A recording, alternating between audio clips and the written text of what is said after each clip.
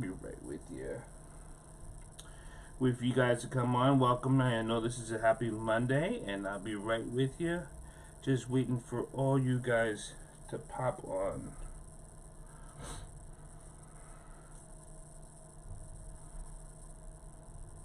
You know, when we talk about the healthy mind, we are normally so confused between the mind and the brain. And we're going to get over that as soon as possible. Hello, welcome.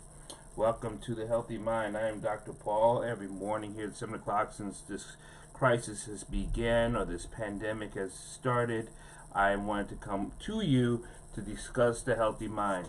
I noticed that a lot of us have been in some form of depression or action of depression, and we didn't really realize how much of things we were going through, and it was taking its toll. And it takes its toll on us, obviously very emotionally, financially, physically. So many people have gained weight over this time period of being home. So many people have gotten more depressed since the time of being home. So many people have gotten emotionally dysfunction, and we don't normally talk about mental health. And I notice that even in the news or into the mass media, we don't talk about our emotional health. And I was always curious why, because there's something they just can't really help you with. And so that I wanted to start the Healthy Mind so we can understand. I always believe if you understand how the mind works, you can understand your health. And so this week in particular, we're going to be talking about the health of the mind, right? So we're actually going to be going into part of what is the health part of the mind. We know that we're going to be talking about nutrition. We're going to also be talking about the types of nutrition that helps our mind grow, that helps our brain grow, because we've heard of like neuroplasticity. You know, when my mother before she passed, she had dementia. And dementia, and if some people have had experience with dementia with some parents or family members, you understand how really hard it is when you go visit someone and they don't remember you. And them not remembering you is a tough process for us to get over. And that has a lot to do with how come dementias happen. We've seen, understanding some of the stories of why dementia happens. We know it's a protein. We know it's a protein deficiency that gets decay. And what's fascinating is that, you know, I love sciences, and I love the human nature of balance of life. And when we talk about decay, if we ever thought about why we here on this earth and why we're here on this planet, it's actually pretty amazing. Because when you think decay, because we have what you call a neutron decay.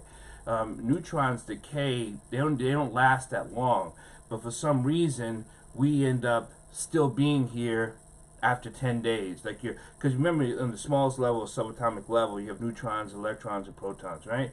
But then you have a neutron that actually decays, and scientists have been trying to figure out if it decays and how are we here. You know, you start getting into the physics process of it, and then you get into oh my God! I just the Higgs theory of how electrons carry the energy through, and why we have what you call the weakness theory of why the neutrons are here. But that's going into the physics side of it. But so we want to talk about health and nutrition and exercise. All this has something to do with the brain, right? And a lot of us don't know the difference between what's the difference between our mind and our brain, the mind and the brain. And I've said this before, and I'll keep saying it again. The mind is the thoughts. It's the thoughts, It is the an analysis. It's the thinking. It is the dreaming, right? Part of the brain is processor. It receives, it transmits, it starts the process of a chemical information. And then when we start talking about nutrition of the healthy between the mind, and we're going to put that together between the mind and the brain, right? So if I say, so when we talk about nutrition of the brain and neuroplasticity and cognitive research or understanding, or the neurosciences, or the cognitive neuroscience, right? All that. So understanding of why we have certain foods, certain exercises, actually literally certain exercises will help you strengthen your brain. And actually certain exercises will help you strengthen your mind. Meaning, like, you can brush your teeth, right? If you do things with the opposite of your dominant hand, that strengthens the connection that your brain has with synapse. With synapse meaning the connection of your neurons, right? Because you do things more with your dominant hand, so it gets you to use the other hemisphere, right? Now, if to strengthen your mind, which is about consciousness, and we did that last week of consciousness. Usually I turn around and check to see if there's anyone have any questions on YouTube, Facebook, Instagram, or Periscope, Twitter. If you have any questions, you can always put it in here. If you use your receptors, right?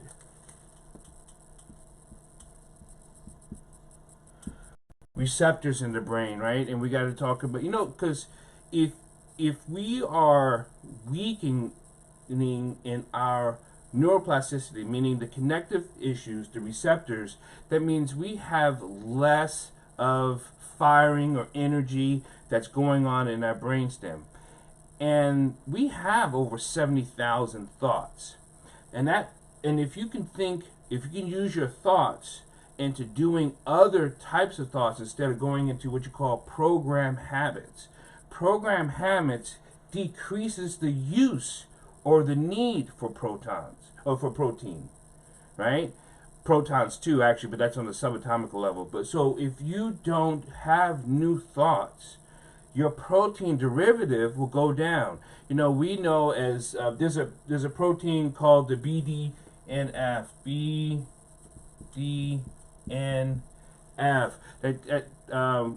Brain derivative neurotrophin function. Yeah, brain derivative neurotrophin function. A lot of people who talk about hacking, learn how to hack your brain or to rewire your brain, they probably talk about the BDNF.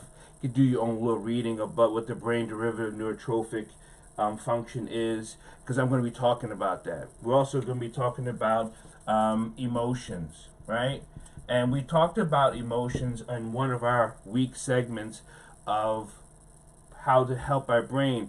But if we're thinking of the health, right, I'm going to talk about the nutrition to emotions, the exercise for emotions, right?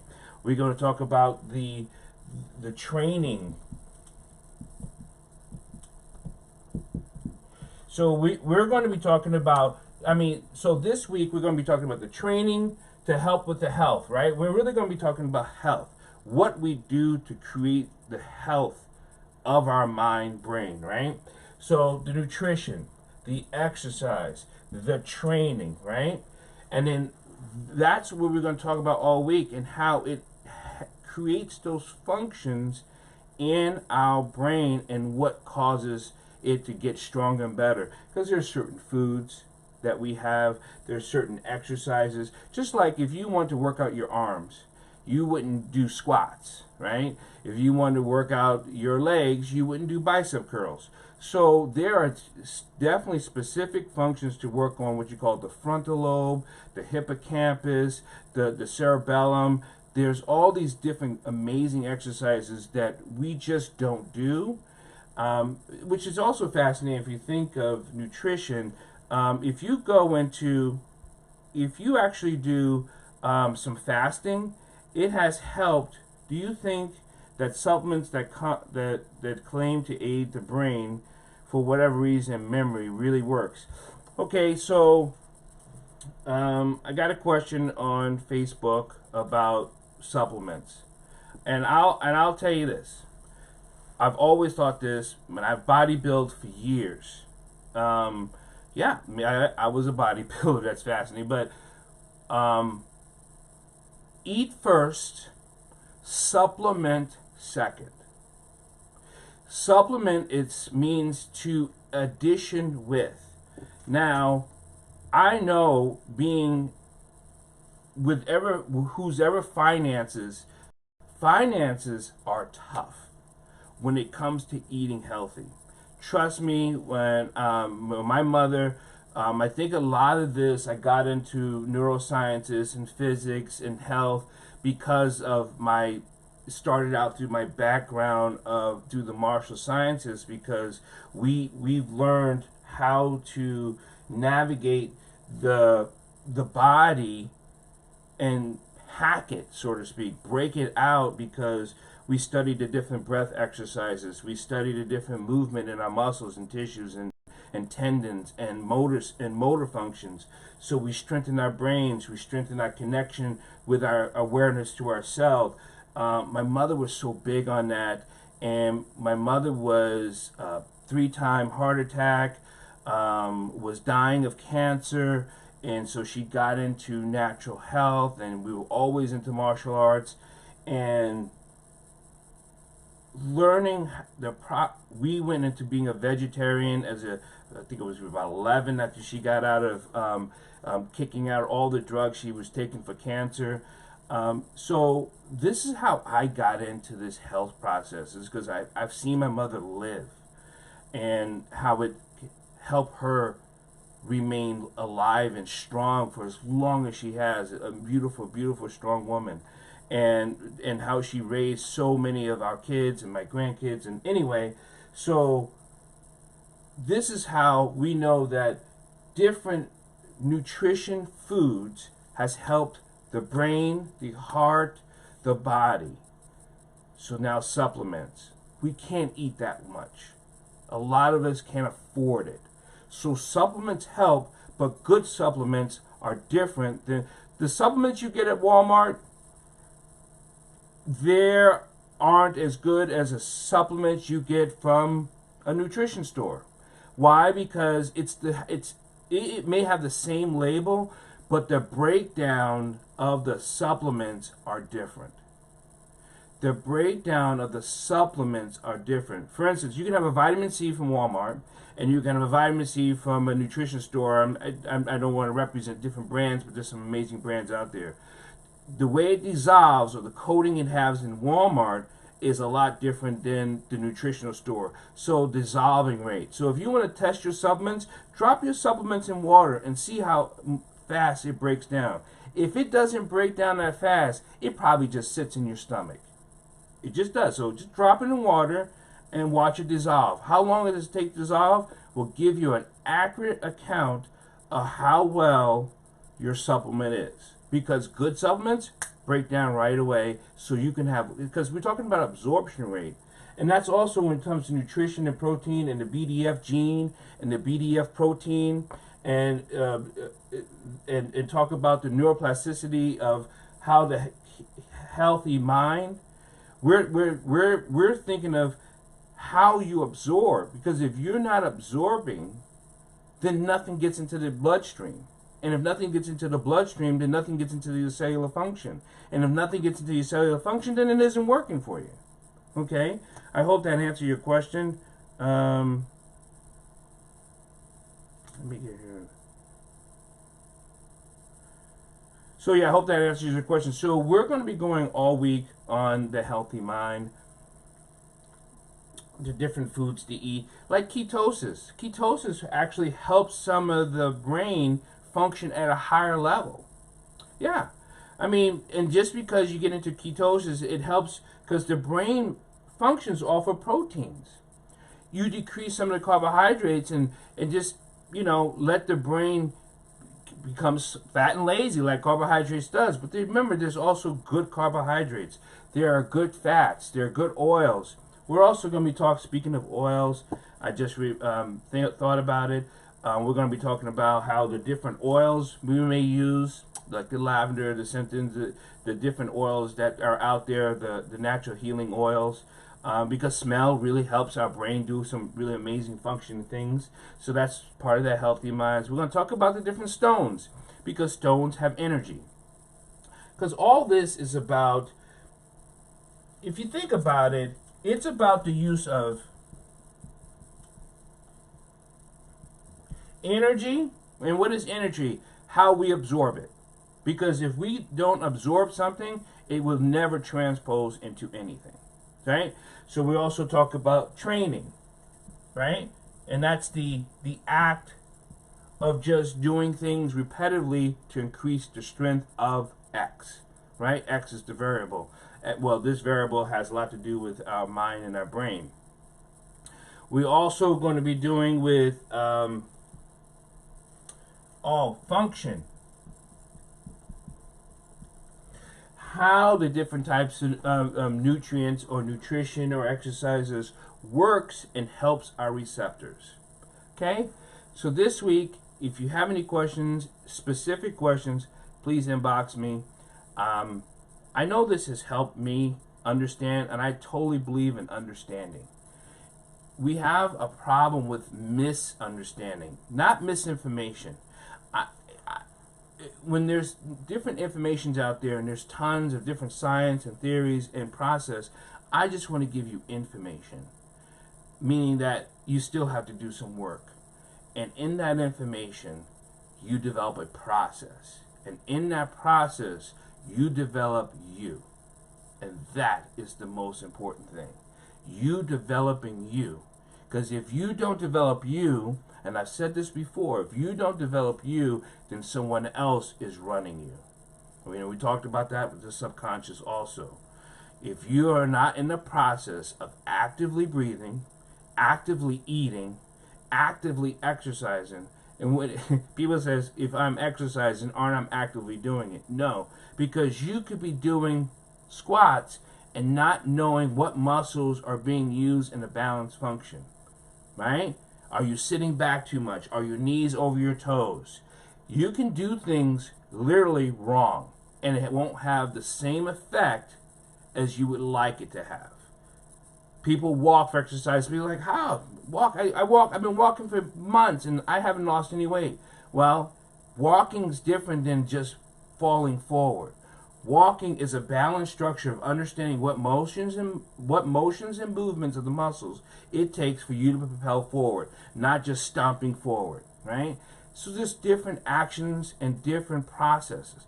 And understanding all those things, when you become an active participant and understanding your healthy mind, you understand yourself, because there is a process to that, and there is an understanding to that, but there's a lot of information to that. Take the information, read it, ask questions, raise your hand, say, God, Dr. Paul, I read this in a magazine, I get it all the time. When I was training people, they're like, what do you think of this exercise? It's a great exercise if you know how to do the exercise. It's amazing exercise. But I know people who don't know how to do push-ups right? Well, I eat carrots and my eyesight's bad. Well, you could have a gene deficiency. You could have an issue with, it's a genetic issue. So carrots, but if you didn't understand that about your body and understand how you are processing it, then the outcome is going to be frivolous. I'd like to thank you all so much. Let me see if I have any other questions at all. You can always catch me on, watch this again on my Dr. Paul Dyer Grandmaster YouTube channel. You can always help me sponsor this through a PayPal account or donate and anything, because putting on these productions, I really love it, and I hope it's really helpful. I know it has helped me. And remember, stay blessed, stay healthy. Make sure you do your meditation, make sure you do your prayers, make sure you do your exercises, because we're still working on these cortisol levels. We're working on our meditation levels. We're working on some protein levels. We're going to talk about the healthy mind throughout the week, the nutrition, the exercises, and the receptors and synapses, because that's what we're going to be at. Thank you, and God bless.